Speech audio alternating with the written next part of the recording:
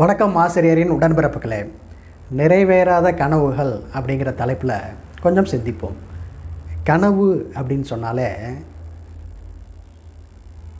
அன்றைய நாளில் நடந்த ஒரு நிகழ்வு அல்லது நடக்கப் போகின்ற ஒரு நிகழ்வு, அதை பற்றி தான் கனவு வரும். சம்பந்தமில்லாமல் பெரும்பாலும் கனவு வர்றதில்லை. நாம் அன்றாடம் பார்க்கின்ற செயல்பாடுகள், படிக்கின்ற புத்தகங்கள், சந்திக்கின்ற நபர்கள், இவர்களை வச்சு தான் கனவு வரும். இப்போ உடல் வேணால் இரவில் ஓய்வு எடுக்கும், மற்ற உள்ளுறுப்புகள் இயங்கிக்கிட்டு தான் இருக்கும்.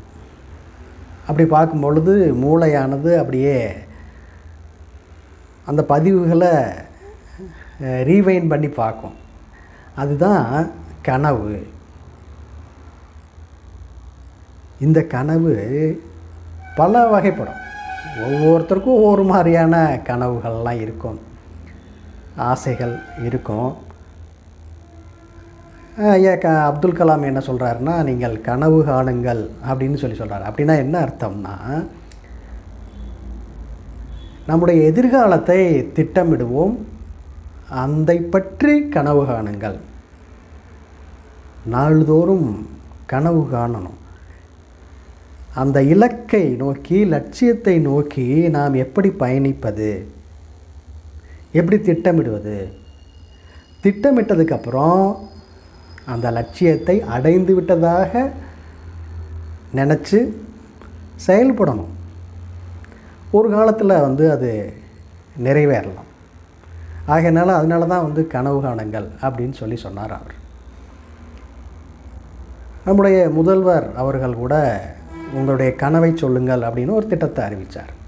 அப்படின்னா என்ன அர்த்தம்னு சொன்னால், மாணவிகள், மாணவர்கள், அவர்களுடைய பெற்றோர்கள், பொதுமக்கள், இவர்களுடைய கனவு, அதாவது நான் நிறைய படித்து நல்ல மதிப்பெண் வாங்கணும், ஒரு நல்ல பள்ளியில் சேரணும், நல்ல கல்லூரியில் சேரணும், அதற்கு கொஞ்சம் வாய்ப்பு இல்லை, பொருளாதார வசதிகள் இல்லை, சரியான வழிகாட்டுதல்கள் இல்லை. அப்போ அரசாங்கம் உங்களுக்கு இருக்குது, உங்களுக்கு வழிகாட்டுவதற்கு, உதவி செய்வதற்கு அரசாங்கம் இருக்கிறது. அப்போ உங்களுடைய கனவை சொல்லுங்கள் அப்படின்னு அவர் கேட்குறாங்க. அப்போ பெற்றோர்கள், இந்த மாதிரி பொதுமக்கள்லாம் அவர்களுக்கு ஒரு சொந்த வீடு இருந்தால் பரவாயில்ல, வாடகை வீட்டில் இருக்கிறோம், அப்படியா, உங்களுக்கு நிறைய திட்டங்கள் இருக்குது, அரசு நலத்திட்டங்கள் இருக்குது, அந்த வகையில் உங்களுக்கு ஒரு வீடு ஒதுக்கி தரலாம், இப்படி நிறைய திட்டங்கள் இருக்குது. அப்போ உங்களுடைய எதிர்பார்ப்புகள் என்ன அப்படின்னு சொல்லி கேட்குறாங்க. அதை சொல்லி பயன் பெறலாம். இதுதான் உங்கள் கனவை சொல்கிறேன். சமீபத்தில் ஒரு அரசியல்வாதி என்ன செஞ்சார், அப்துல் கலாம் கனவு காண சொன்னார். நம்முடைய முதல்வர் கனவை சொல்லுங்க அப்படின்னு கேட்குறாரு. எனக்கு அந்த நடிகை கனவுல வர்றாங்க, நீங்கள் ஏற்பாடு செய்ய முடியுமா, ஒருவர் நயன்தாராவை தான் நான் கல்யாணம் பண்ணிக்கணும்னு நினைக்கிறேன் அப்படின்னு சொல்லி ஒருத்தர் கேட்டால் உன்னால் செஞ்சு தர முடியுமா அப்படின்னு சொல்லி கேட்குறாரு. இது ஒரு பொறுப்பான அரசியல்வாதி, முன்னாள் அமைச்சர் பேசுகின்ற பேச்சு அது. இது ஒரு தவறான பேச்சு. அதுக்கு பல கண்டனங்கள்லாம் தெரிவித்தாங்க.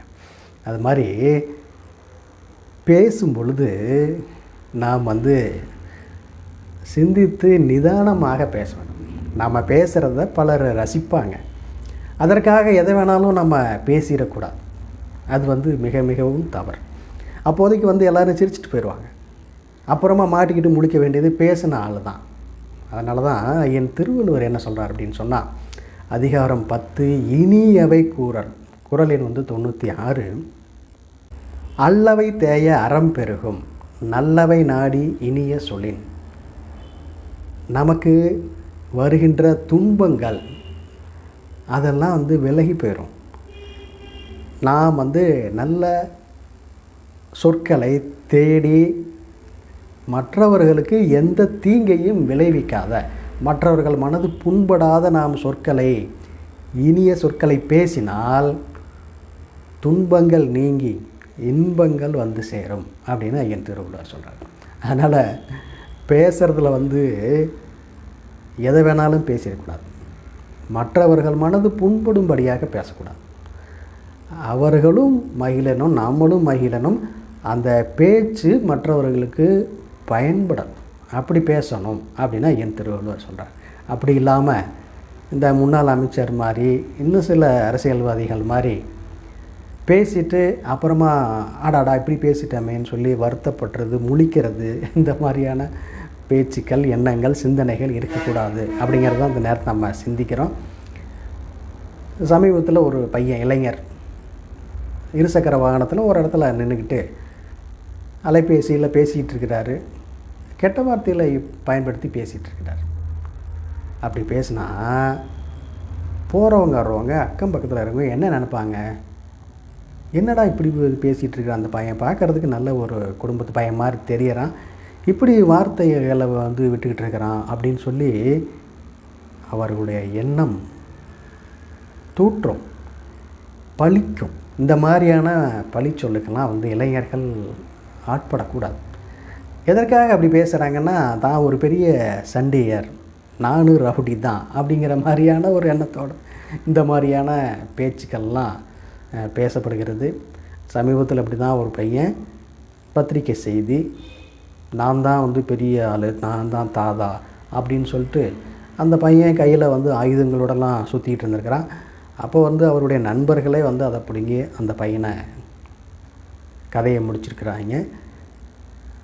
அதனால் அந்த மாதிரியான செயல்பாடுகள் என்றும் நன்மை தராது. தவறான சிந்தனைகள், தவறான பேச்சுக்கள், இது என்றும் நன்மை தராது. அது தீமையில் தான் போய் முடியும். அதனால் இனியவை கூறல், இனிய சொற்களை பேச வேண்டும். அது உங்களுக்கும் பயன்படும், மகிழ்ச்சியை தரும், மற்றவர்களுக்கும் அது பயனுள்ளதாக இருக்கும், அவர்கள் மனம் மகிழுமாறு இருக்கும். அப்படிங்கிறது தான் அந்த நேரத்தை நம்ம சிந்திக்கிறோம். இப்போ நம்முடைய கருத்துக்கள், தந்தை பெரியாருடைய கருத்துக்கள்லாம் சிலருக்கு மனசை புண்படுத்துகிற மாதிரியாக இருக்கலாம். ஆனால் அது பயனுள்ளதாக இருக்கும், அடுத்தவர்களுக்கு ஏதோ ஒரு வகையில் அது பயன்படும். அதனால தான் சில கருத்துக்களை நம்ம வலியுறுத்த வேண்டியதாக இருக்குது, பேச வேண்டியதாக இருக்கிறது, சிந்திக்க வேண்டியதாக இருக்கிறது. இந்த நிறைவேறாத கனவு அப்படின்னு சொன்னால் அளவோடு ஆசைப்படணும், பேராசைப்படக்கூடாது.